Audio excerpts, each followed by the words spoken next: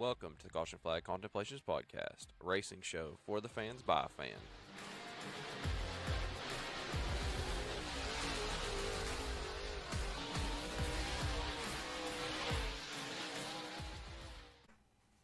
Welcome into this week's episode of the Caution Flat Contemplations Podcast, episode number 34. What's race car number 34? Man. What is that? A front row? Oh, yeah. Motorsports, something like I guess. that. Todd Gilliland. Something like that. Doesn't know. Lane Riggs? What's his name? Lane Riggs? No. There's a dirt driver. What's it? I don't know. There ain't no dirt There's a driver, local 34. driver that was a 34. I swear to God there was. Hold on. No, Maybe I'm losing. that. I don't know. You're probably I don't losing know. your mind. That wouldn't be new. Y'all having a good week? With me, I got JP and D Watt. Your maybe hosts next week by themselves. I don't know. We'll see what happens. I'm going to be on a beach somewhere.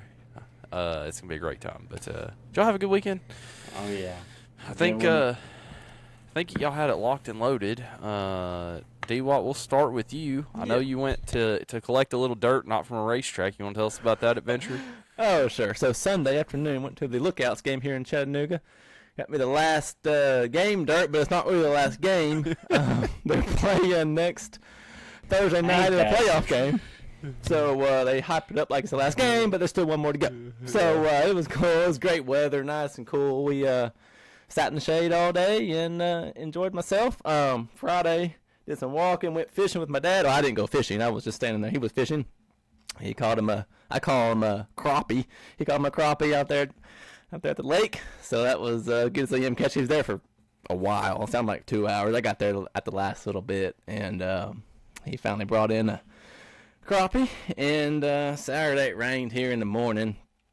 And then I did some walking and some pickleball. And then Sunday was baseball. Also, now that I got this dirt, I also have dirt from Bristol from the dirt race a couple years ago. So that was, So now I got me a little collection going of dirt. So I got you a track there, son. I was talking to somebody about the Bristol dirt race today, actually. So that's funny you ran up. First of all, I'd just like to say congratulations to the dear old dad of old D Watt there. I'm glad he's enjoying retirement. Is he fishing a lot now? Are we hitting the fishing or are we hitting the golf? Hitting the golf right now. That's what I'm talking about. I'm so happy for Sunday that before man. the game, and now he's getting the fishing going out. It sounds like so. That's gonna be me when I retire. Except for I like this stupid racing stuff, so we're never gonna get to retire because it's expensive. So just to go watch. But that's awesome. I'm glad to hear he's out there catching them crappie. Don't call him no crappie on my podcast. Get that out of here. But where I come from, we call them crappies. This is a funny story about my aunt.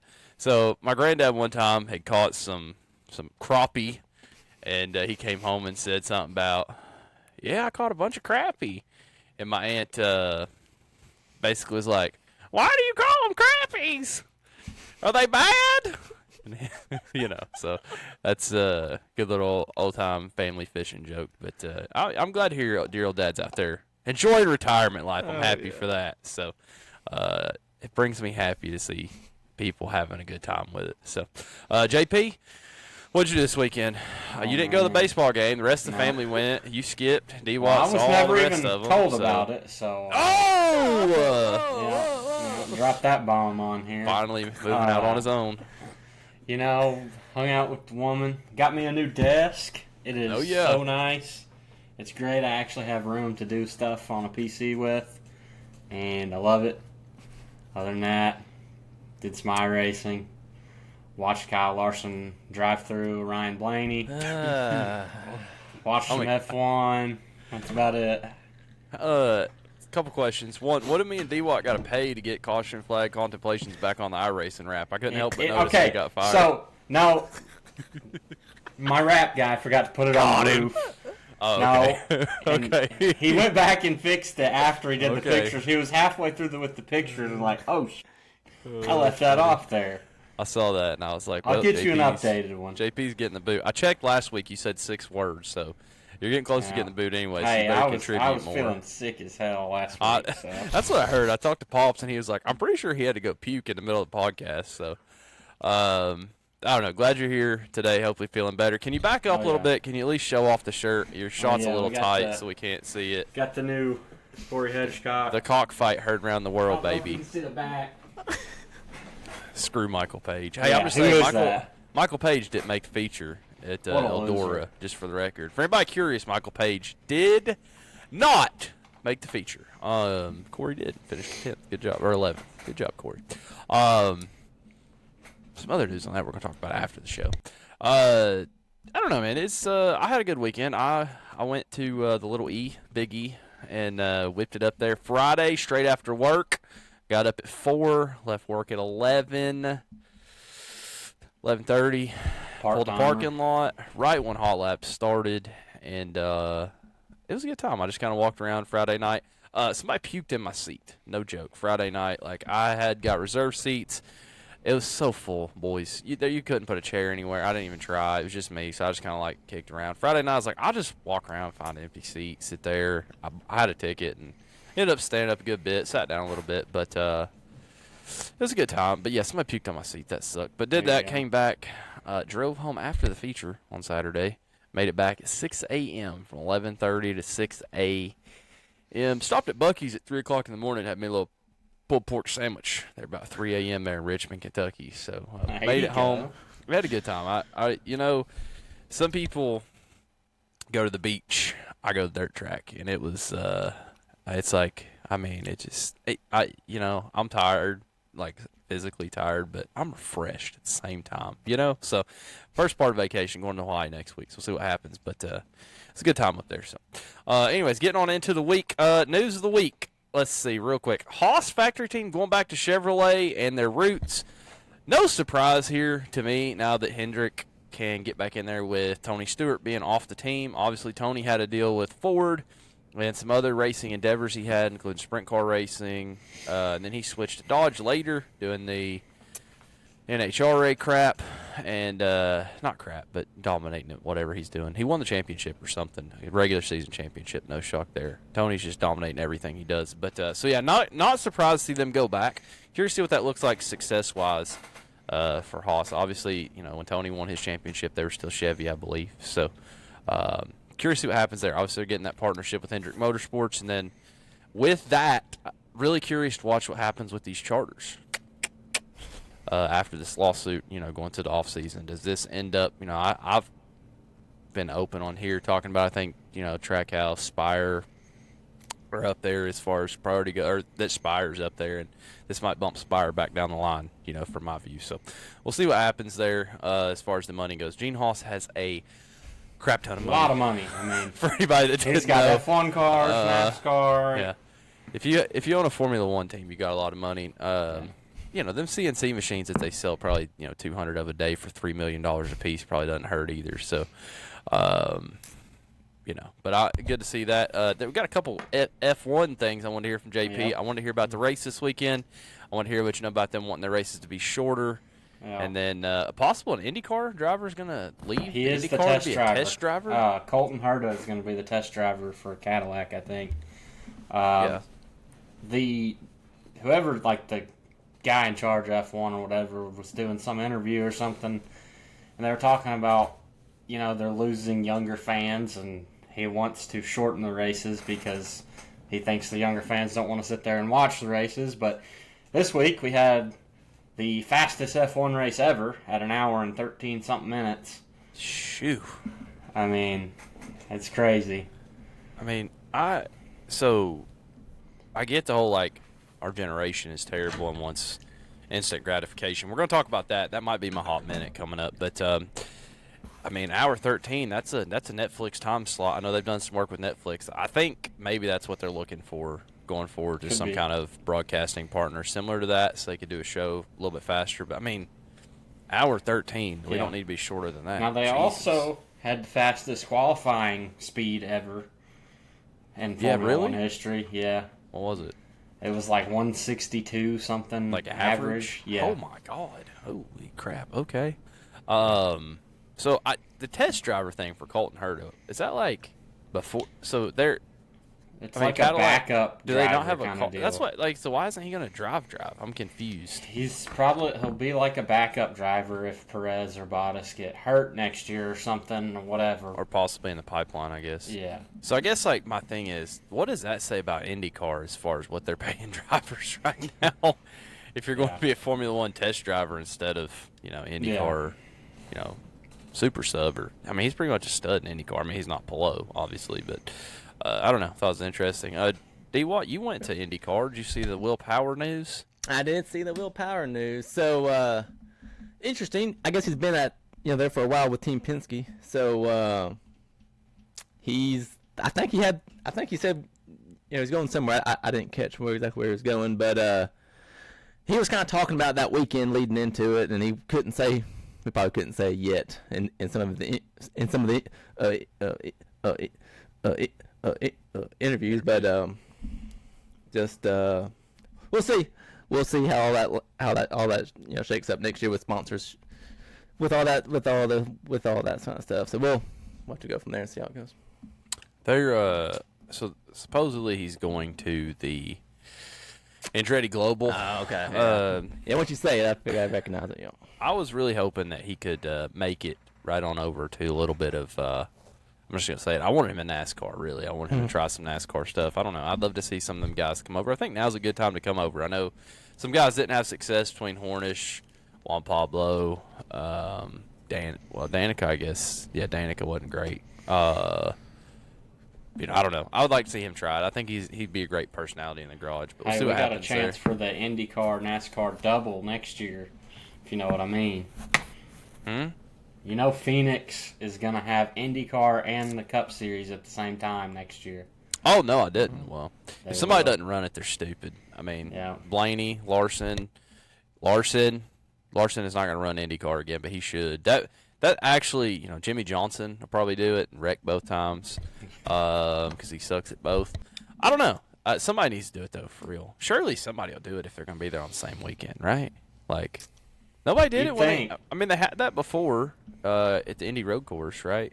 I'm assuming that's early in the year. Because IndyCar's done by championship weekend. Well, the championship weekend's not there next year, so I don't know. Well, I did not know that. Breaking news, IndyCar and NASCAR same time. Kyle Larson will be pulling the double at Phoenix. You heard it here first. Yeah, I don't know about Larson pulling the double. Unconfirmed here on the Caution Flat Contemplations Podcast. We'll see how many clicks that one can get. So, yeah, it's awesome. All right, this is my question. I texted y'all about this. I made a short video like the day after the podcast. Hunt the Front JCM team up. Put out this picture of their new car in the 19M with the white car. I know JP made some comments about the white car last week. Didn't like it. Me and D-Watt kind of thought it was a good one event car. Well, so then they release all the merch. They got the merch for sale. And then they're like, just kidding. We're not racing that one. Psych. And they pull out the 19M covered in the colors. And I don't know. Did y'all think are you okay? Well, let me just ask. Am I overreacting? You think that's fine? No big deal to sell merch for a car that never touches the racetrack? Not generally, no. I would say not. Okay. I think it's the flub. What do you think, D-Watt? I'd say no. And I was good with one of the cars looking like that, but when you have two of the cars that looked exactly the same. Well, they're not two cars. There's only one car. I mean, they didn't run the 10 car. They ran the 19 car. So they're like, oh, screw that. We're not going to run our own car. We're going to run JCM's car. So then JCM gets all territorial. It's like, if you're going to run our car, it's going to have a freaking 19 instead of blah, blah, blah, blah, blah. Somebody's going to see that rant right there, and they're going to get pissy. But, like, I don't know, man. Like, what are we doing? So, anyways, here's the thing. This is what y'all got to understand. I went to the racetrack. They were selling merch in the Hunt the Front trailer for the number 10 white car that was not there, that did not ever touch the racetrack. What the hell? I'm sorry. Airball. This is the biggest race of the year. I don't know that we ever realized World 100 is the dirt late model race. For those of you that didn't know, this is the one. Like, that's why they got all the paint schemes. It's like Daytona or something. But 101 cars signed in. Is wild. Get to race both nights. But I mean, I just absolute airball. You can't. How can you be out there selling merch for a race car that's not on the track? I mean, that never is going to see the track. What the crap? I mean, seriously, that's ridiculous. So, I don't know what's going on there. Curious to see what happens next year with them. They're running a rocket. One of my TikTok followers, I wish I could remember his name, was pointing out there that it makes a lot of sense that he's tired as a Hunt the Front fan of them changing cars all the time. Like, all the time. They do it cars. Like every year. They've run Capital, Longhorn. Longhorn, back to all that Capitol. So I don't know. It wasn't. I can't find the comments now. It was somewhere on here. I don't know where it went, but he basically was like, I'm just tired of watching them switch. Big fan, but tired of watching them switch cars because as soon as they start to get it dialed in, they suck. But he also said they've struggled with testing. I think it might be a good thing to be a JCM. Might have a little more money for motors to test because they're always afraid of lapping them out. So we'll see what happens there. But I don't know. If you're gonna run the car, run the damn car, right? I mean, I don't know. It's stupid. So, anyways, all right, moving on. I guess that's about it. Any other news items I missed? People need to talk about. Okay, so basically, just to cap that off, Formula One wants short racers. Will Power's going to NASCAR, and Hunt the Front sucks. All right, that's pretty well got it. Oh, and Kyle Larson's running the double at Phoenix next year. You heard it here first. So, not fake news, I promise. Oh, and Denny Hamlin's retiring. It's going to get announced tomorrow. If Denny Hamlin wins the championship, I still think he retires. It's getting announced tomorrow. Hamlin is retiring. Oh, yeah. Yeah, okay. Dear Dennis, it was a good run. Yeah, all right, we're going to do the World 100 first, then we'll get a NASCAR weekend because I am ready to preach. So I apologize to all you listeners that have to hear this. It is what it is. All right, World 100. Y'all watched Thursday, Friday. I know D-Watt probably didn't get to watch much Saturday. If you weren't from the state of Georgia, you might as well not have showed up Thursday or Friday. Easy. Basically, Thursday, pretty good show. Like I said, 101 cars show up. Track was really good. Right off the rip, Hoffman sets fast time, kind of unloads, which not a big shock, not something that we necessarily talked about on here, is him being a weapon all weekend, but he was definitely in contention all weekend. So shout out to Hoffman there. Kind of replaced Bobby Pierce as a talking point, right, like in my book. So good job to him. He comes off fast time, Group A. Then the first heat there, like in Group A, Tyler Brunick absolutely just runs over Dalton Cook for he looked like Kyle Larson and Ryan Blaney's butt for no reason. So I don't know what happened there, but that kind of put Dalton Cook on a downward slide, which I hate to see because, kind of like him. But anyways, feature number 1, Mac Daddy ends up winning. Hoffman was leading this race, and he did what? He tucked the nose, yanked the nose off of it, and just couldn't hold it. Devin ran past him. Then Devin ran just driving like a pansy on the last lap, basically trying to nurse it home, and the old man sends it to the bottom and says, "No, thank you." 6 cars back, dude. Yeah, I don't know what Dale McDowell found on the bottom, but he went to the bottom and he didn't lift till he saw Jesus. So it worked out for him. Devin was pretty much devastated. Like, what did I do? He knows he blew it, and it was awesome. So Dale McDowell wins. I'm pumped up at this point. I'm like, heck yes, let's go. He wins over the 99 and the 32 at Bobby Pierce, who was coming, but not coming fast enough.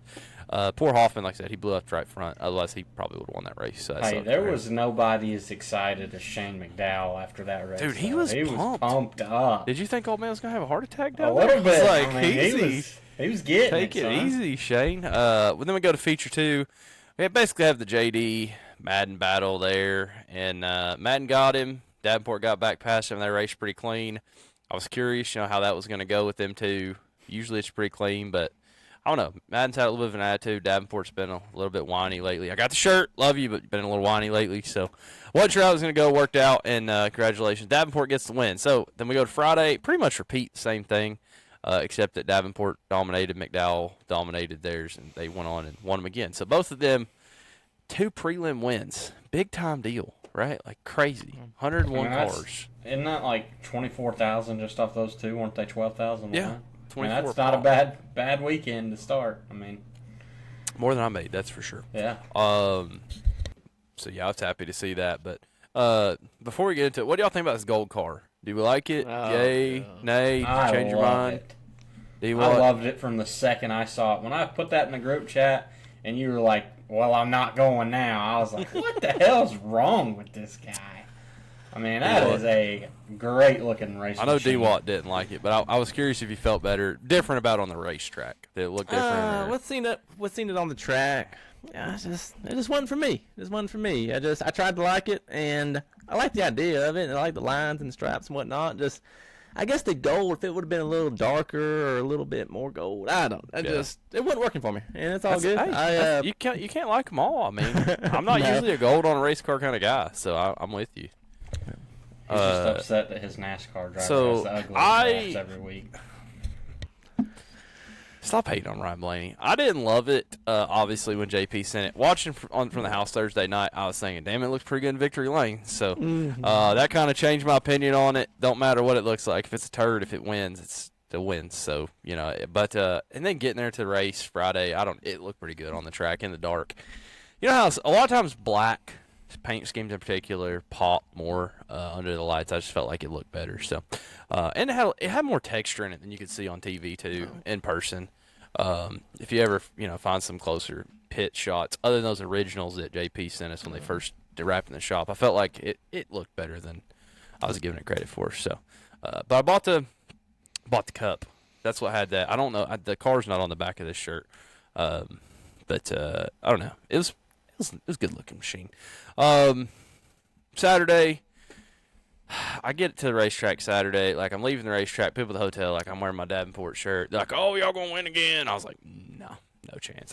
To win 3 nights in a row, man, with 101 cars there, that's tough, right? Like, you gotta have a lot of luck to do that. And I don't know. He led.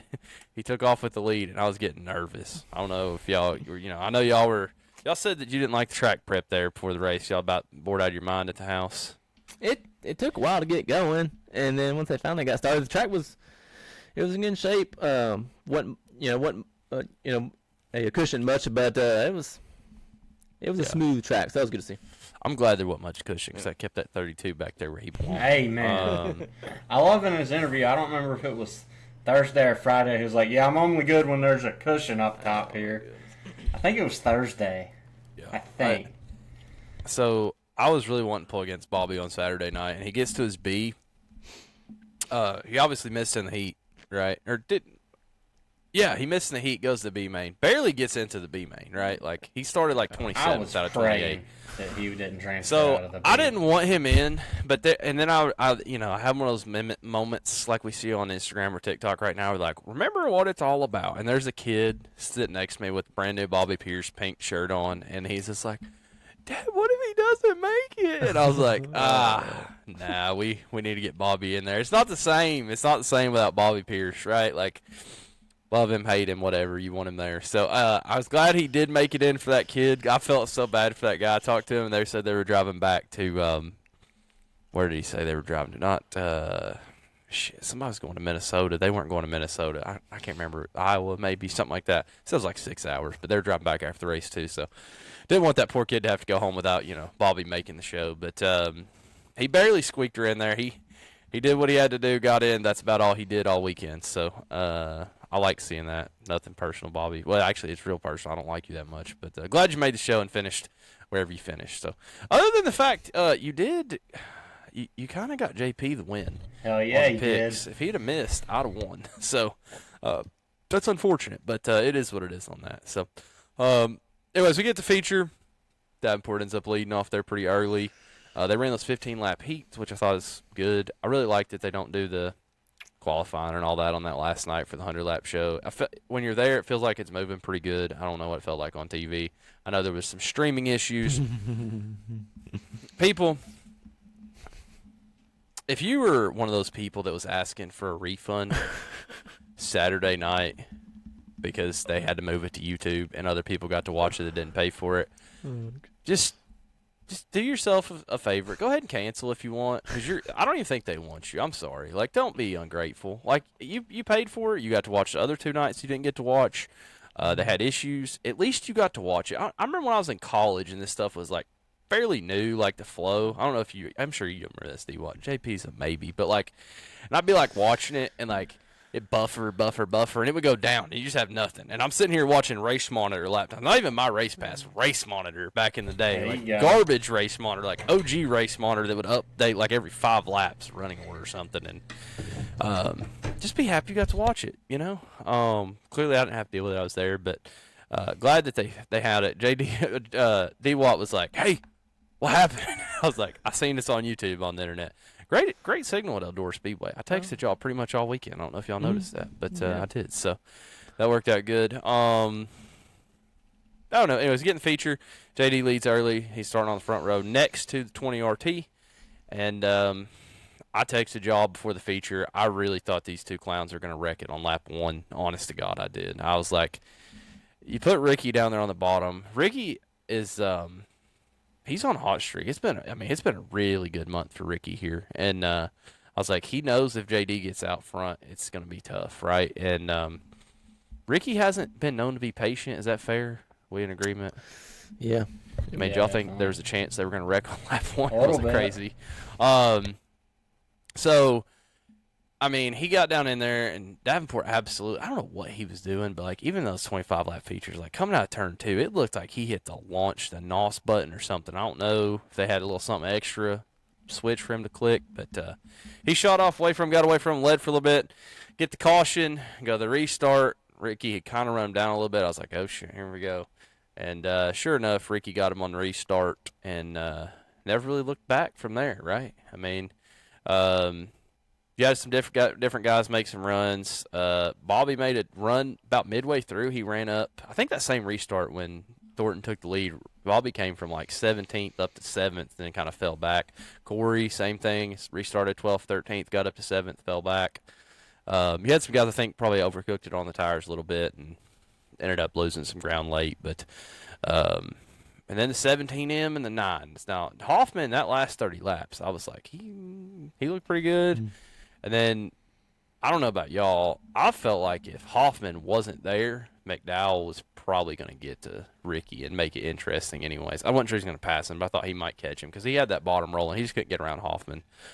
So, I don't know. Good race.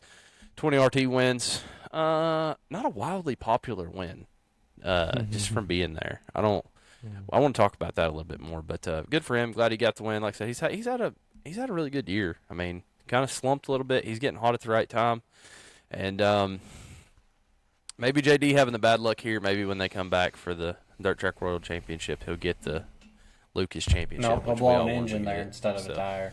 Stop it. Stop your attitude. That flat tire. I mean, it looks like a cut to me. I don't know.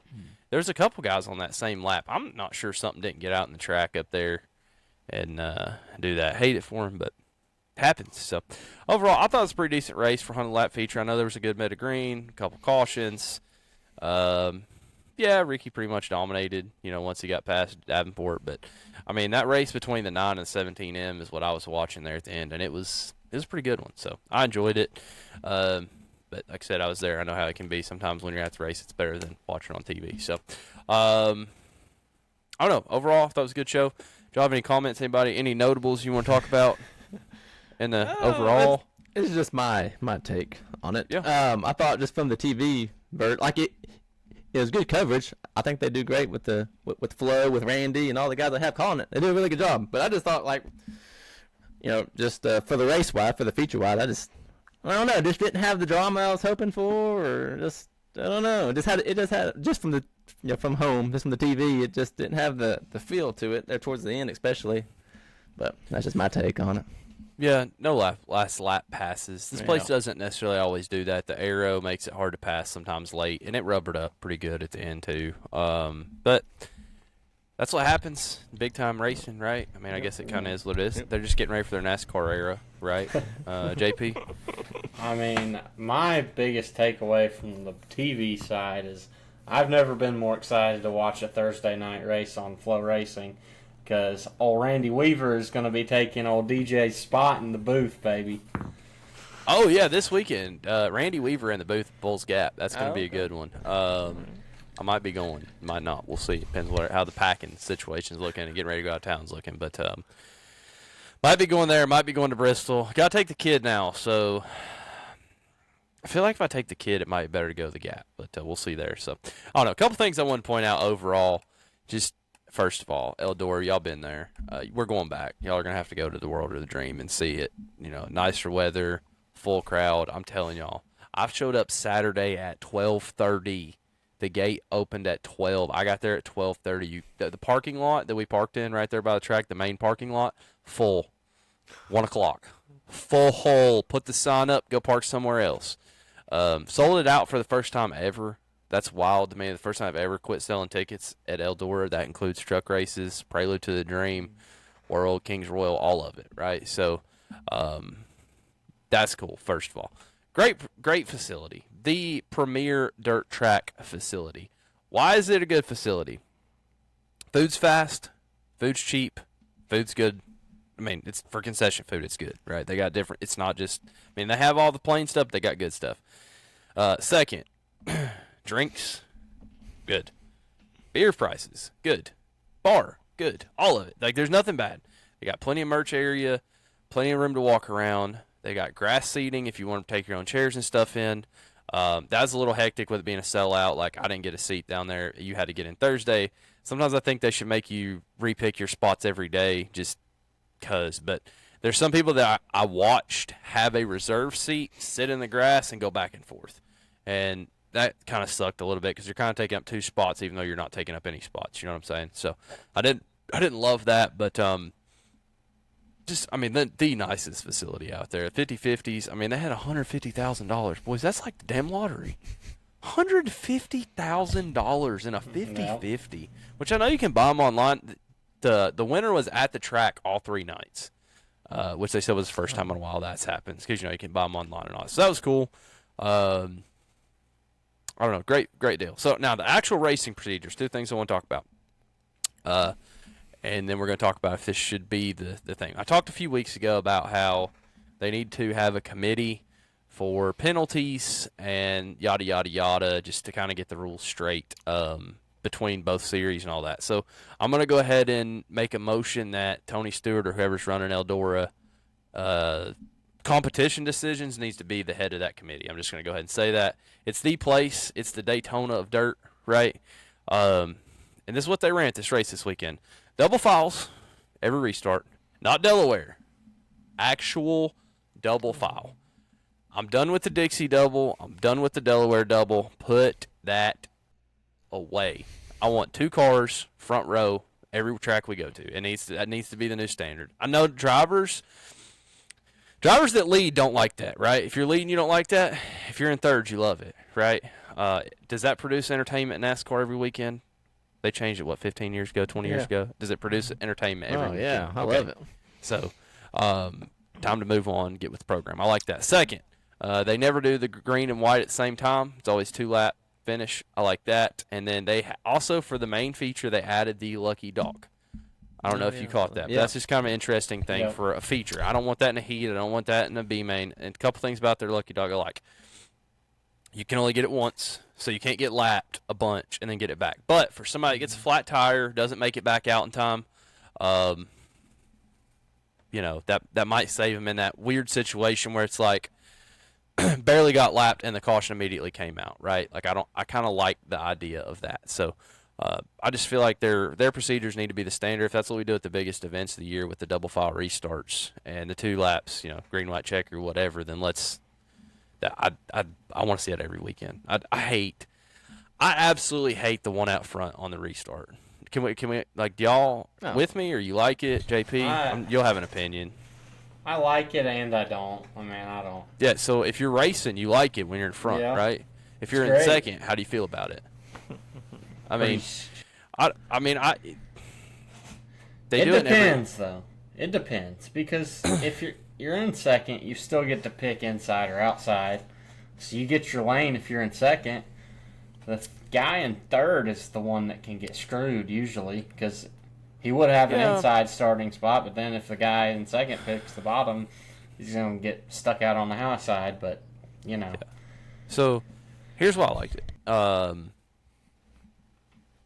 When you have the one, whoever's in second is the one that gets shat on the most, in my opinion. I know you kind of just disagreed with that, but at the end of the day, you get put behind the guy you're trying to pass, and then you have to play defense on the guy that's behind you. So, like, you can't get to him, and you got to block him now. So, like, I feel like if you're in second, you're the one getting screwed, kind of. I like just straight up double file all the way through. I would like to see that next year going forward. I'm just going to say it straight up. Second thing, here we go. Here comes the absolute just harebrained idea of the year. They've got to try spotters someday, somewhere, and it might as well be there. I'm just for it, baby. Just once. I saw some guys, some lap cars in particular, that did not get out of the way in this race that needed to get out of the way. I saw some guys run the top, some guys run the bottom. So as I watched the feature Saturday night, I was just kind of thinking to myself, like, what would happen if you had spotters? So first of all, I'd hope the lap cars would either hold their line or get the hell out of the way. That's the one thing I would like to see probably more than anything. And then you start to think about how does this affect guys? Well, you look back through there. Some guys are running the top, running fast. Some guys are running the bottom, running fast. Some guys run the middle, running fast. Some guys are running slow in all three of those lanes too, right? So I don't think it's the NASCAR effect of like, well, he's doing this, you got to do that to be fast. I don't think you're going to have that, but I do think it'll help a little bit as far as some of these guys centering it down in the corner. And some of them driving up off the corner, like, hey, you're clear. Like, sometimes they don't know and they leave a lane when they don't have to coming on the front stretch, right? And I don't know. I just like to see it try it. I don't know that it'd work. I really don't. It's 50-50, but I'd like to see somebody try it. If we're going to try it, might as well be at Eldora. So, dream, next year, Tony, do the spotters. Anybody needs a spotter, I'll spot you for free. And you can all line up and kick my ass if you don't like it, okay? Fair enough? Fair enough? Casper will be spotting for any driver, and then at the end of the race, if you don't like it, well, okay, not if you don't like it. If more than 50% of the drivers say it sucked, then you can kick my ass. Is that fair? All right, we're all on team for that. I mean, spotter, yay, nay. What's your vote? I think we should try it. I mean, at this point, we're racing with ancient technology, acting like it's not damn 2025. You know, every other series has radios. Yeah. I mean, I don't. Do you want? Even when they're not using the radios, they got the stick dudes. I mean, it's. Well, they don't have sticks at Eldora. They got not but you at use your Eldora, hands. And there's a lot of series else. now that don't have sticks. But I mean, it's. I don't know. They just need to get with the times and lay it on us, D-Daddy. I see you brewing over there. What you got? Okay, spotters, I say no, and I say they won't do it there because they're already cutting out a bunch of new rules with sticks and all this kind of stuff. And then back to the, I say with the restarts, I got two things. Yes, I like the double, and then if you want to try something different, I like to see a track or a series track for at least a race or two or a series or a year. Do like NASCAR, have like some kind of cone or like a cone, and then they pick which lane they want to pick. So if they want the outside, they go to the outside. If they want the inside, all the way back. I mean, I'm with you. Choose cone. They do it in high limit sprint cars now. Okay. It's great. I mean, they have the pick pint. They call it the pick pint. It's ice cream pint, but they got to their sponsors. I'm with you. I mean, that baby steps, but hey, if we want to jump, do the whole thing. And this is my thing. The world in the dream. I don't think it should be the world. I think the dream is where you should try this stuff at. I think that's your experimental type race, right? Leave the world how it is. I like the format for the world, so try it at the dream if you want to do something like that. But Eldora is the place to do it. It's not Lucas points. It's not World Outlaws points. You get both series. You get all the drivers. That's the place to do it, right? And I don't know. Just let that be the thing. All right, sellout race, 22,000 something people. Awesome. I'm going to go ahead and ask it. You think they put seats on the backstretch? No. No? No, I don't think so. Not adding seats? Okay, just checking. I don't know. I love the momentum that dirt car racing has. I feel like there's more people watching dirt racing on the internet and X and like getting involved in it than there ever has been. I feel like we've been not just Eldora, even here. I've seen some great crowds at Smoky Mountain Speedway this year. I've seen some good crowds at I-75. If I go to Bulls Gap Thursday, I'm expecting that to be a sellout for the Scott Bloomquist Memorial Scorcher on Bristol race weekend. Great weather and forecast right now, so I don't know. I love to see it, and a couple things to remember that I was brought to me. So we've been on here a little bit about guys complaining and aero and yada yada yada. Don't pull a NASCAR. Be happy while we're here. Enjoy it, every bit of it while you can. It's as good as to me, it's as good as it's been in the last. What, we've been watching this for 15 years now, D-Watt, probably since the first time we walked into Boyd's. Yeah. So it's as good as it's been. There's as many good drivers out there as there has been, and just enjoy it, man. Like, if you're there, like, don't complain. And if your guy wins, your guy wins. If your guy loses, your guy loses. There's something about racing. I was trying to explain this to a kid at work today, too, that it's just over the weekend.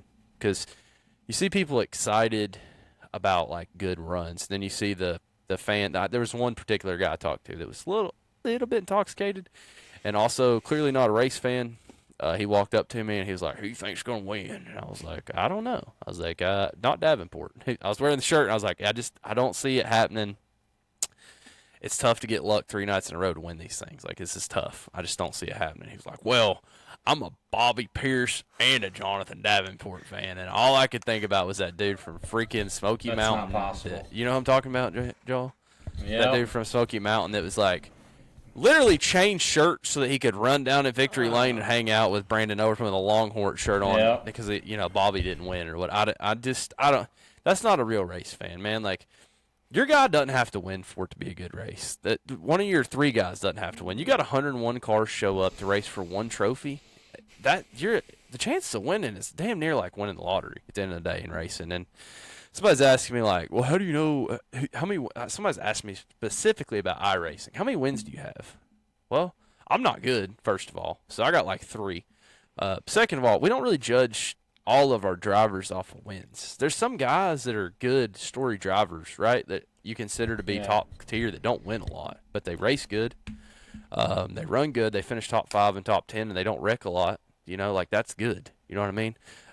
There's got to be somewhere for the Denny Hamlins and Mark Martins that can't win championships. I'm just saying. So, damn, had to sneak that one in there. Low blow, baby. But I don't know. I just, I'm a Davenport fan. I was happy with the 2 wins. Pretty lucky there. We already had a win going into Saturday's how I felt, whether we won or not. Wanted him to win, but you know what I'm saying? Like, it's just one of those things.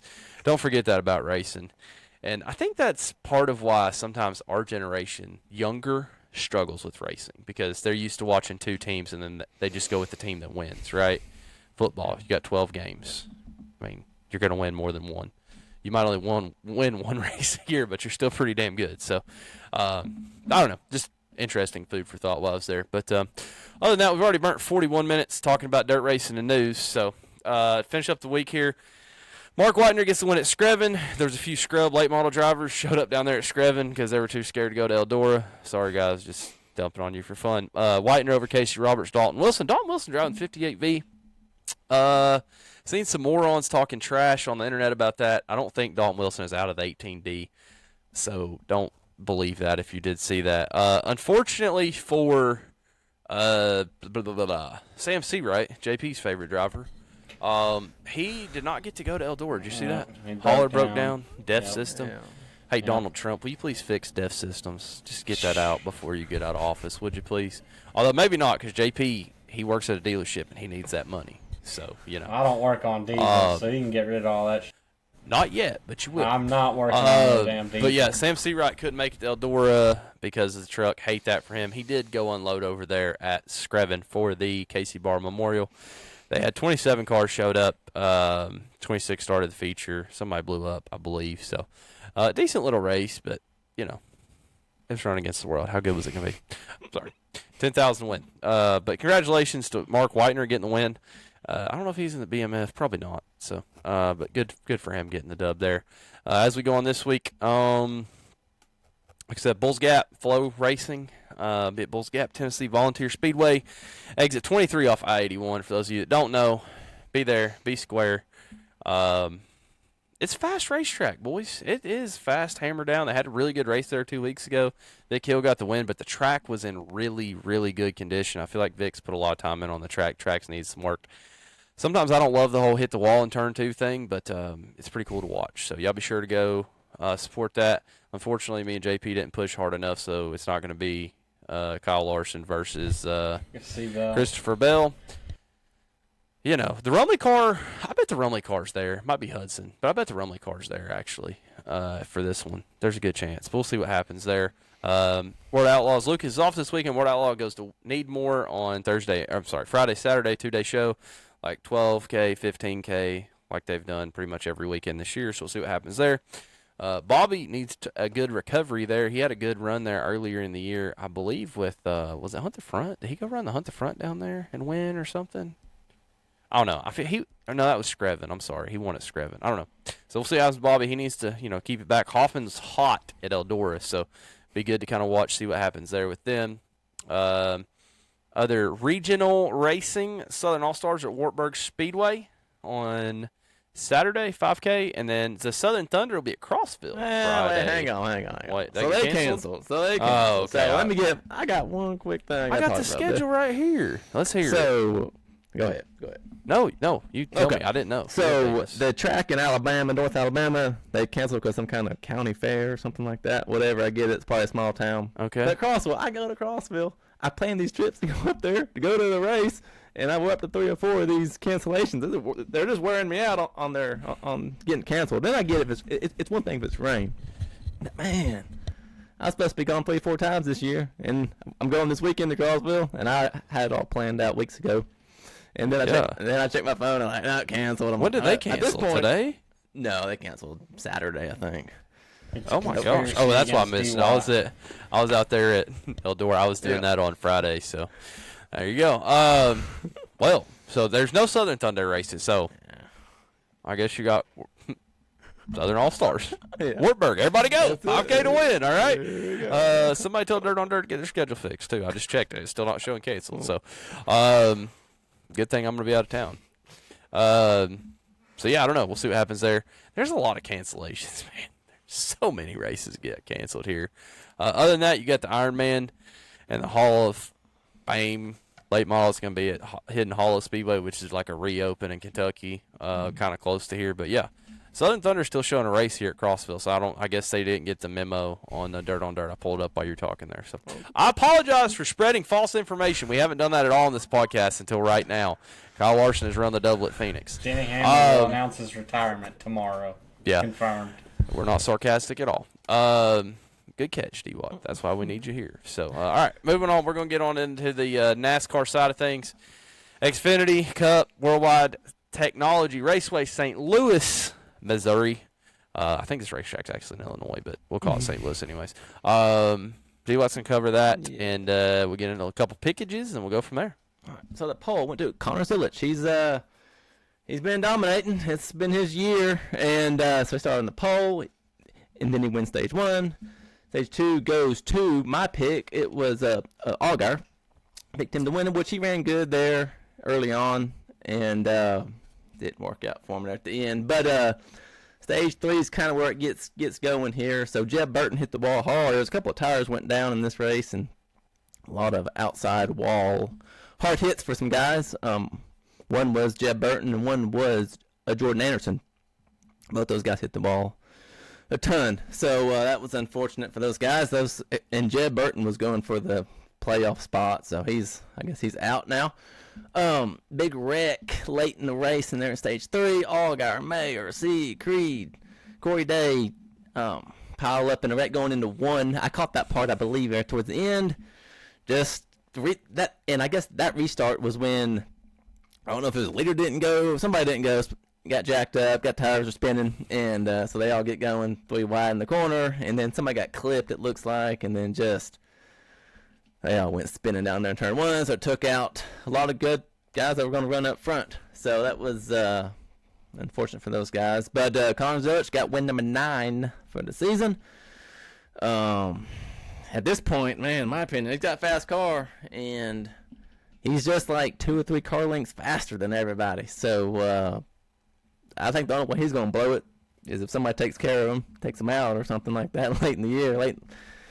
But he's just got the speed, and I'd be curious why the other guys that are on his team there are just not clicking and getting the speed like he is. So Junior's got some little work to do on that end with getting the other cars going. But like this weekend at Bristol, I'll be curious if he keeps the speed going, or is there another driver that's going to be able to step up this weekend to compete Saturday night at the High Banks at Bristol. But I like the track. I'm a fan of the track. It's got the long straightaways, and they can build some speed up, and it's a pretty good crowd on hand. I thought, for both events, both races were pretty good. The fans came out. I saw on the X, they got a lot of fan zones, and they got a lot going on with concerts late into the evening. So that's kind of cool. Some tracks have a lot of that, and some tracks don't. So I like to see the tracks that trying something different. Just do something. Throw some concerts out there. Have some, pre-race, post-race, whatever. Just get people involved, and get people that aren't even fans. Maybe they'll come out and give it a chance, and who knows, they might like it and want to watch some more. So, but all in all, it was a good race to see, and Zilic has got it going his way. So we'll see if he can't keep it going. Yeah. One note on that Xfinity race there. Zilic with his celebration, he climbed out of the roof hatch and slid down the windshield onto the hood and ripped his fire suit, apparently. He said that in the media center. Apparently took a hood pin to his butt. That's what I heard. So he might have got a cut. I don't know. He's got to have to figure out how to quit getting hurt. Might need to wrap that kid in some like bubble wrap or something. I don't know. Really good points on the Zilich thing. I'm very much curious to see what it looks like for him. You know, I'm afraid that he's set up to be the poster child of why we don't need playoffs for these guys that are arguing against the playoffs right now. I think we need them. We can talk about that another day. I think we need them, but if he goes out and wins 6 more races and doesn't win a championship, that's going to be a narrative. So just be ready for that. Really solid year, solid team. I'm with you. Why is the rest of the JRM not there? People keep saying that he's a generational talent. I would like to point out that the last person in the Xfinity Series that we said was a generational talent is driving the 54 car in the Cup Series and ain't done jack diddly squat last time I checked. Is that, fair? Yeah. He dominated the Xfinity Series too. So I need to ship him off somewhere. The cars aren't the same for one, for two. I don't know. It's just different. You're not racing against the best, and we'll see what happens. I think Zilich is good. Don't get that twisted at all. I'm not saying he's not, but I am curious to see. I hope next year's not rough, but I'm afraid next year could be rough for him. So see what happens. All right, this was the cutoff race for the championship for the Xfinity Series. So we're going to do a little pick here. I want to pick your champion, but before we do that, I want to have a brief cover here over their point standings in the playoffs. I want to point out this Austin Hill situation. Okay, so Austin Hill currently is 12th in the points, 5 points behind the cutoff line for them at the Roval. I'm trying to pull up the points that I was looking for here if I can find them. And, of course, I can't. NASCAR, Xfinity Series, driver points before reset. So I want to pull up his points before the reset. Before the reset, Austin Hill was 5th in points with 6 stage wins, 3 race wins, which by my calculations is 15 playoff points plus whatever he would have got for being in 5th. Well, because of his suspension, they take all of your playoff points. You get 0 playoff points going into the playoffs.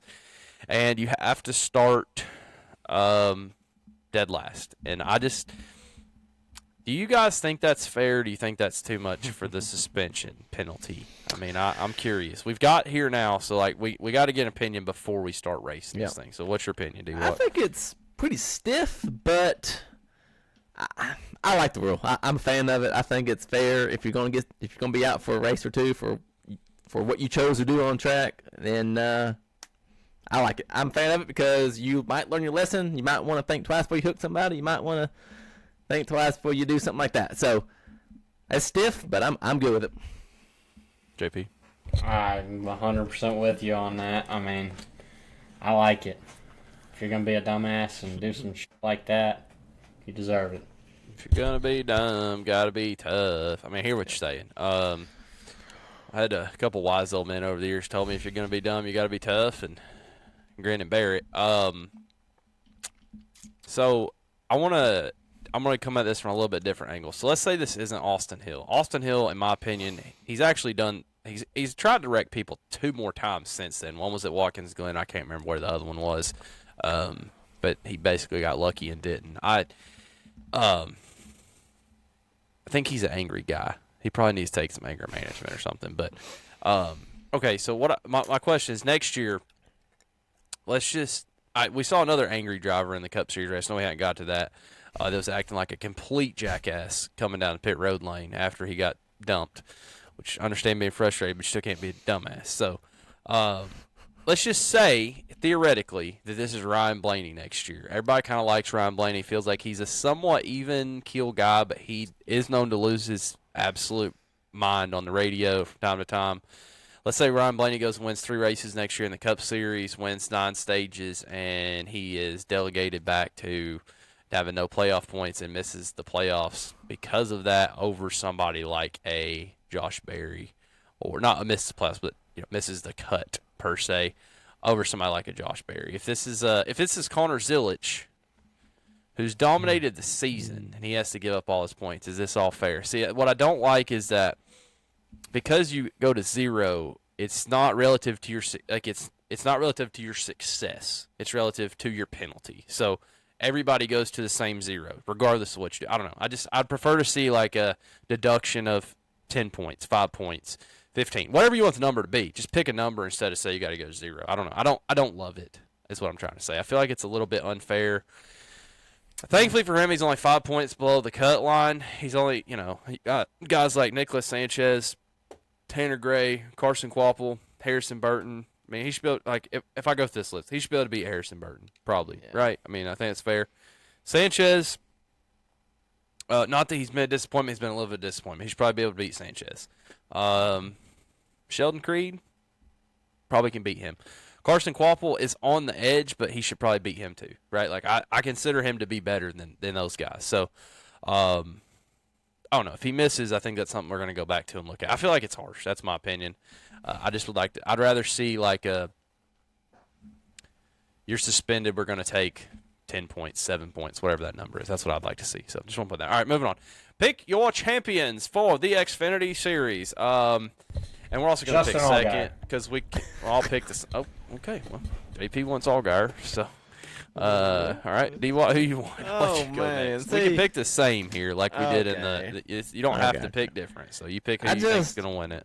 All these drivers on this list I'm looking at, they're not consistent, so give me Connor Zilisch. Connor Zilisch. I like it. So I'm actually with JP, kind of. I don't know.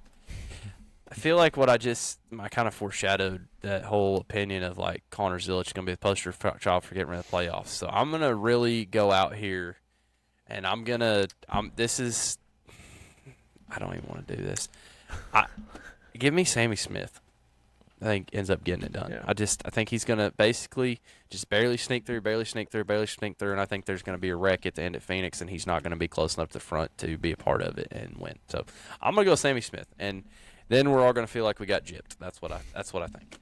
Carson Quapple, I feel the same, right?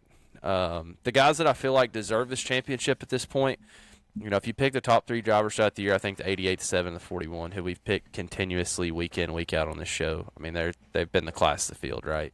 And then I think you have like a tier 2, Jesse Love, Brandon Jones, Taylor Gray, Austin Hill, I would put in that, and then you kind of have the rest after that, in my opinion. But we'll see what happens. They're going to cut 4 drivers after the Roval, going into Bristol this weekend, big-time racing, 3-day show. All right, Cup Series. Do we need to talk about this race? Do we feel like we need to talk about this race, or is this all just we need to talk about is race? Larson? I'm over here Sunday. I got the iRacing on the rig monitor and the NASCAR over here on this monitor, and I'm waiting for a heat race, and I just happened to look over, like right as he runs him up. I mean, what the hell was he thinking, bro? Yeah. D-Walt was at the Lookouts game getting his dirt. Yeah. I saw a highlight of the wreck, and I don't know, man. I don't get it. It just ran all over him. Yeah, so I don't get it. I've been looking forward to this. I was really hoping that JP was going to go full Larson and you were going to go full Blaney, and he was going to be like, "Yeah, no, Larson didn't do anything wrong. Blaney blocked him." There's no justifying. I was hoping he was going to say some Bobby Pierce crap and be like, "No, he ran a weird line," but it didn't happen. So, I was pretty excited. I was mowing the yard, actually. I had the race on TV and the race on my phone. And I was, mowing, and I heard caution for the 5 hitting the 12. And I, dropped the mower and came running back in here to watch the replay. And I was like, what the crap? Kyle Larson is wrong with you, man. I'm telling you. The curse of Indy, baby. I'm sorry. We're going to have to start calling it that. That's what it is. It's the curse of the Indy. It's the curse of the double. Call up old Kevin Rumley. He needs to get back in the 6 car. And everything would be okay after that, I guarantee you. Dear Kyle, dear Kevin, there's a good race coming up here in 2 days. I'll tag them on the page. Y'all should go to Bulls Gap, get you a win. But, D-Watt, did you feel like Blaney's Blaney, your boy was a little pissed off. Did you get to watch all that in the highlights, the whole pit road and all that? I did like his post-race. It kind of had a little talk. Well, I liked how he was talking to the media, and then they talk. Cause I thought that was I like what he said though. He's not gonna forget about it. That's how you're gonna race. I'm gonna race you a little harder next. I'm gonna race that guy. I'm not gonna forget about it. So we'll see what really comes about it these days. We'll see what comes about it. Blaney has got the bad end of a few deals, and I think he's tired of people's crap. Just tired so I'm tired of seeing it. So. I mean, he's not going to go back and just turn Kyle Larson, but he's not going to cut him a break, right? And he's not going to be afraid to hit him. If they get racing hard at Bristol, and there's contact, it is what it is. So, you obviously got that coming up this week. This is cut race for Cup Series. I mean, this is as big time as it gets, right? So we'll see what happens. I felt like Blaney's response on the track was a little much with the whole, jerking on the pit road line, not trying to get in line. He tried to wreck Chase. He tried to wreck Byron. I was like, you're just trying to hit anybody with a Chevy emblem. Like, what are we doing here? I mean, dude, he was like, they were yelling at him, and the spotters and the crew's like, tell him to calm the down. I mean, he's looking at I am gone. I'm not, he was. I heard that part. Dude, what? He said, I am gone. He was too wide coming down the pit road. They got the pit road entry road back there, access road, and he's too wide. Past 3 guys, he's supposed to be behind Chase. Chase what the hell? And all this stuff is pretty good, because they're buddies, which just made that funnier to me. But, I mean, I don't know. Blaney's good. He's 42 points in. Larson's good. He's 60 points in. So I don't think we've got to worry about this round. But, next round we'll see what happens, right? And I don't know. Blaney, he might go Austin Hill on us one day. I'm just saying. He might do it. I want to put him on lookout. Other than that, Denny Hamlin gets the win. Toyota dominates this race between Briscoe, Bubba, Hamlin. Anybody Toyota at the front was fast. Hendrick picked it up and showed up a lot more than they have. Chase's car was pretty decent, I thought. Larson's car was pretty good. They were at the front for a while. Alex Bowman apparently is getting a new pit crew this weekend. I don't know what the deal is there. They dropped it. They didn't get the lug tight. They didn't get it on the car. Had to back up, put the tire on the car. Then didn't get it tight. Had to pit the next caution 2 laps later to tighten it back up. And I'm like, what? Man, that's tough. So tough for Bowman. Bowman here is, he's not looking good. He's 35 points below the cut line. It's pretty much win or he's done. Josh Berry, Chase playoff driver, rough weekend, getting took out. Josh Berry got into the playoffs and then forgot how to drive a race car. I mean, he forgot how to drive a race car back in March, actually. But he just, I don't know. He got that win when we were there in Atlanta, I guess. Was Atlanta he won? No, he won Vegas. He got a win early in the year. I couldn't remember which it was. And I don't know. It's bad for him. He got took out by Chase a little bit. I told Pops Chase better watch his ass, Bristol, because I don't know that it's going to be easy to get around the 21 car in a lap situation or whatever. So Chase he's 28 to the good, should be good, but, you can't go around screw around either. So I think the guys like Chase, Bell, Reddick, Byron, Larson, Blaney, I think them guys, first 2 stages, you go out, if you get 20 points, you're locked. So especially, Larson's pretty much already locked in. Bubba's pretty well locked in. Blaney's 42. He's unless somebody goes and scores a bunch of stage points, he's, some crazy crap happens, he's in. So, but Chase sitting here, 28 to the good with 3 guys behind him. Stage win sounds pretty good if you can manipulate that early, get 9 points, go ahead and put some more on him. So we'll see what happens with that. I will be watching it on an airplane maybe. So we'll see what happens. But I don't know. I thought it was overall good. Hamlin got the win. Hamlin is doing his thing. Do y'all like the post-race antics, the whole get on the bandwagon or get run over? Nah. Hamlin's always got some stupid to say in an interview. It reminded me of Baker Mayfield for some reason. I was getting Baker Mayfield vibes, Steve Watt. I watched the end of the race, and I'll be honest with you, when I just I changed it over to Titans game after I saw he won. I didn't even see the post-race interviews, and I saw his burnout, and then I changed the channel to Titans. I missed the term he used, the slogan he comes up with, and he's got the flag sometimes, and I beat your favorite driver to us against the world, whatever it is, and then whatever he said yesterday. Yeah, get on the bandwagon or get on. It's for somebody that's a bandwagon Ohio State fan, he sure does got a lot to say. So that's all right. They got theirs coming this year. Don't worry. I don't know. Hamlin's going to be good. He's going to be in the Final Four. Just does he get it done? No. He's a choker. He's a choker, JP. He's a choker. The good news is, before he's going to announce his retirement tomorrow. I said it on the podcast. I can pull the videos up where I said he won or he was going to lose because they're so old nobody knows, which I actually said. So I got both, but that's the good news. It's a nice Bass Pro Shops Night Race 500. You got to like that. But I don't know, man.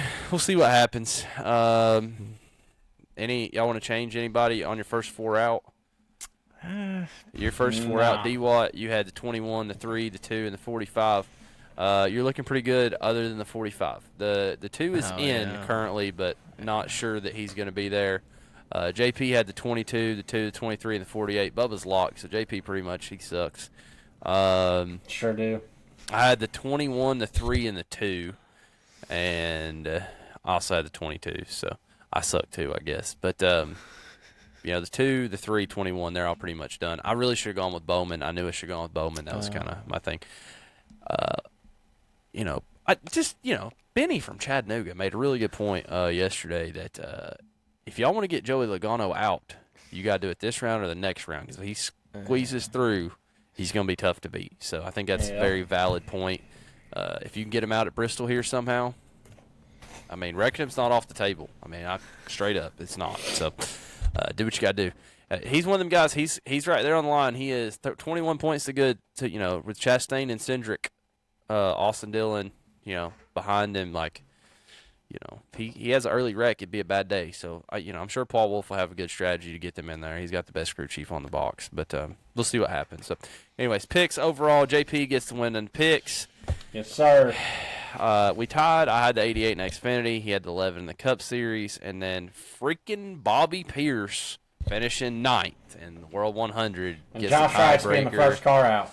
No, it's not that. You would have gone up against my Cup pick of the 77 was my next best pick. I thought. And, it is what it is, unfortunately.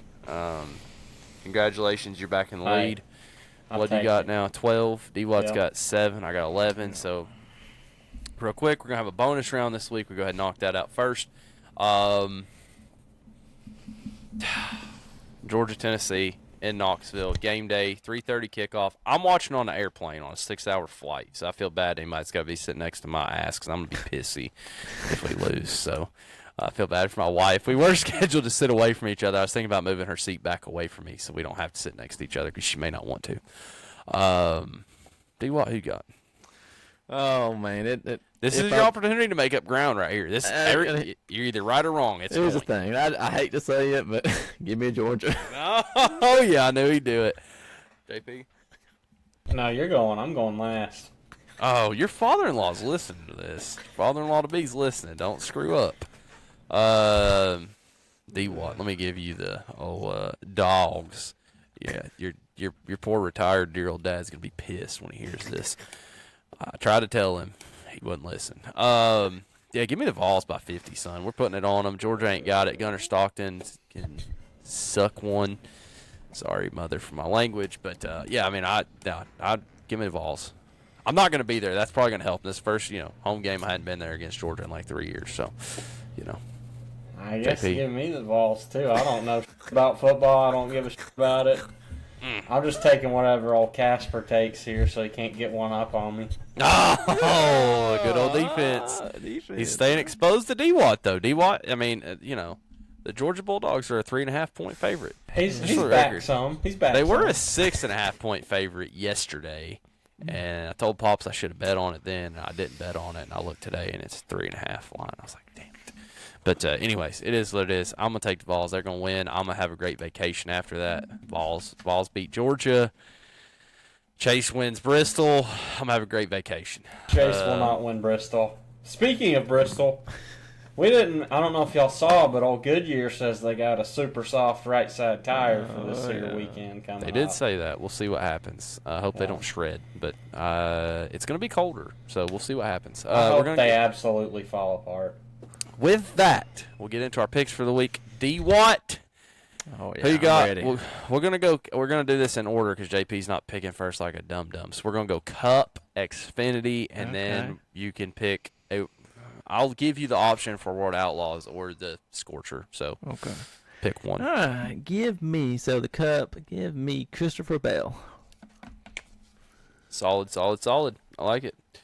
All right, so I'm up at next because JP won. I'm going to take the 9 car. I wasn't even joking. Give me a 9, Chase Elliott, to get the win at Bristol Motor Speedway. I might take one out of left field here, and y'all are going to clown on me. I doubt it. Give me the 60 car. Ryan Preece, baby. Really good pick. He's been solid all year. He needs a win to make his season worth something. I like that. D-Watt, Xfinity at Bristol. Who you got? I want to try a little something different. Give me Jesse Love. Okay. I'm going to take the 88. I ain't changing. If 88's available the rest of the year, I'm taking. I'm just telling you straight up. Don't even have to worry about it. So, JP? Give me B. Jones. 20. All right. We got the 20 and the 20. I like that. Who's in the 20 truck? Can we hit the triple on the 20? Will somebody pick the 20 at Bulls Gap? All right, Bulls Gap. Here we go. D-Watt, if it be Bulls Gap or need more, whatever you want. I don't care. You got Bulls Gap. Saturday night or Thursday night? Thursday night. Give me Jonathan Davenport. Hopefully he's back in the orange and black. It is on the schedule. Yes. I just checked a minute ago. That's why I picked him as well, because I'm not sure he's going to be there. Yeah, I'm gonna go real original here. I'm not gonna do it. I want to do it. There's no way, right? Don't even say it. Give me a 23V. Man. You know what? Since you took my pick, I'll go with the other Tennessee ass whooping. Give me the 157. Baby. Yeah, Mikey with a really good run there. Here's another pick for Thursday. Yeah. Give me the 30 kinetic car in the ARCA race, baby. Ain't happening. I mean, it'd be awesome. I do, we have officially moved this thing back to now they run this truck race Thursday doubleheader with ARCA. It's only $40. If you're in the area, it's actually not a bad deal. 2 races for one on Thursday night. First race at 5:30, second race at like 7:30. This thing should be done. Actually, it might be at 8. It's at 8, but it still should be done by 10 o'clock. So, not a bad deal. Out of all the tracks that old Cletus has the most experience on, Bristol is it. He raced it when it was dirt in a street stock. He raced it whenever they rented it out once or twice. He's raced there. It's cute. No, not happening. But he's not even gonna finish. He's not gonna finish the race. He's gonna wreck. I'll go ahead and say it now. So we'll see what happens. I wish him the best of luck. I'd love to see Cletus win. That'd be great for NASCAR overall. Could so you imagine? Could you just imagine? Honestly, the internet would break. Yeah. Like, frankly. Most people, NASCAR fans wouldn't even understand, really. So, all right, I guess that leaves us to one hot minute. D-Watt, you got anything lined up? You ready to go? I got 2. Well, one and you can have 2. You can have plus 1. We'll give you 2. Let's talk about wraps from the past weekend. So the best I thought was Brian Shirley. I thought his looked good, which had some gold, but I thought it has some good shape to it. Bobby Pierce had a really good looking car. I like the pink. The worst, Tim McCready, get it out of here. Thornton Jr., I didn't care for that green, just didn't look that great. And Tyler Erb, yeah, get it out of here. And then the bench. Wait. Hold on. You throw out the cancer kid. You just threw out the cancer kid scheme? Good God! Yeah, it wasn't for me. You know what I'm saying? Weak sauce. All right, keep going. Sorry. And then the bench, Joyner, I liked the white and orange. It was good. It was good. I liked it. And that you can't buy a T-shirt. That's the bad news. Yeah, you can't buy a T-shirt. You like the car, don't buy a T-shirt. And then JD's was just well, it wasn't for me. I put it on the bench. It's not like it was terrible, but it was just pretty mid. And also, I know I picked Georgia, but man, is this the year? Can the Volunteers beat the Dogs? It's gonna be quite the atmosphere up there with a game day being there for the talk show. So it'll be one to watch for sure. I'd say it'll be a banger. I'm not going there. I went the last time Georgia was in town. We took the lead on the opening play, and then we got killed because we had the worst quarterback in college football that's now playing at UCLA. But we didn't. I guess that was actually Joe Milton back then. But I don't know. I mean, I hope so, brother. I hope you're onto something. I'm sad I'm not going to be there. That was a game. The Georgia game was 2 years ago is when they set the sound record in Neyland Stadium. So I'm sure it'll be rocking and a rolling. My vol card's getting pulled. So my buddy Tailgate texted me on Saturday when I was at the World, and he's like, "Are you coming?" I was like, "No." He's like, "Where are you?" I was like, "Ohio." He's like, "Okay, well, you're coming next week." And I was like, "No." And he's like, "All right, you're done. Your card's been pulled." So I have to see if I can earn that back following that up. JP, what you got for your hot minute, big dog? I got 2 here. Good, line them up. So I like it. We got to start off with some in the F1 race. Okay. First of all, we got to talk about my boy, old Max Verstappen, absolutely spanking him. Screw McLaren, never heard of him. But also, in this race, the two McLaren drivers, Lando Norris and Oscar Piastri, are fighting for the Drivers' Championship. And we had some interesting race manipulation going on here. Lando had been in second for most of the race. And after the pit cycle, he had a slow stop. So the team told his teammate, Oscar, who is leading the Drivers' Championship, to let Lando by in like the last 5 or 10 laps so it can be more fair to score points for the championship. You know, I knew that was a liberal sport. Well, that leaves it to me. One hot minute. I've kind of already been on my rant. I'm gonna go on my tirade. My one hot minute is this. Don't complain about ticket prices for Bristol Motor Speedway. $101 is not bad to go to a NASCAR Cup Series race. I don't care if you don't like the cars. I don't care if you think that they don't know what they're doing. I don't care about any of that. Quit talking crap. Like, we get on here a little bit and we talk about the cars. We still watch the races. I'm gonna watch the race every weekend. These knuckleheads are going to watch the race every weekend. We're going to go. We're going to spend the money. Eventually, they'll get it fixed. It sucks a little bit, but why are we discouraging people from going to what is potentially going to be one of the best races of the year with the tire, with the weather, best track, hands down in my opinion, best track in the world. So don't be talking crap about ticket prices for Bristol. If they couldn't get $100, they probably wouldn't sell them for $100. Follow that up. When you get to Sunday and everybody's complaining about it was empty, remember that place holds 200,000 people. 90 makes it look empty. Like, it holds 200,000 people. Okay? That's more than the Big House. That's more than Neyland Stadium. That's more than the Shoe. Like, double. Okay? Double. Think about that. Let that sink in. Okay? I went to a dirt track this weekend. 22,000 people. Great environment. Sold it out. NASCAR doesn't have to run big tracks. I'm just going to go ahead and follow that up with that. That's my next thing. I want to see this season shortened. I want midweek races. I want this thing to end when college football starts. Make this thing end in the summer. Run a summer series that's midweek races. Surely somebody pick it up Wednesday night, Thursday night, whatever you want to do. I don't care. But run them at good tracks, local tracks. Go to tracks once a year. Once a year. Make them good events. Bristol only needs one race. Heard it here first. You're going to watch this night race this weekend. You're going to understand why. So that's all I got. Other than that, we'll see y'all on the show next week, maybe. We're going to have something, whether it's just me, whether it's me and D-Watt, whether it's JP and D-Watt. I don't know. We're going to have something out there. We'll get to a little something. I'm going to be, if it's me, I'm going to be saying aloha from the Great Islands. So hopefully the plane don't crash. If it does, it's nice knowing y'all. Thanks for listening to the podcast. I'm going to try not to get too nervous about that on the plane.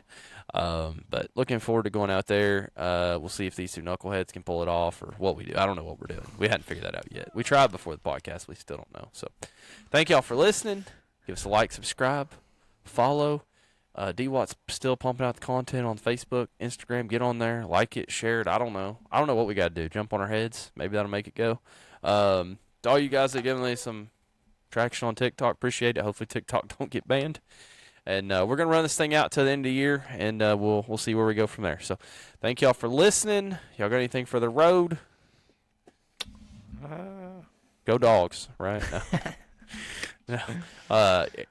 Can you say that one time just so I can have that recorded forever, make that my ringtone from you from now on? I just can't do it. You know yeah, that's all right. I know you can't. All right, well, see y'all next time. Thanks for listening.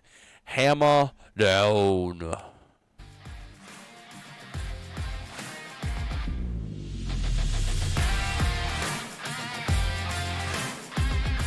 Thank y'all for listening to the Caution Flat Contemplations Podcast.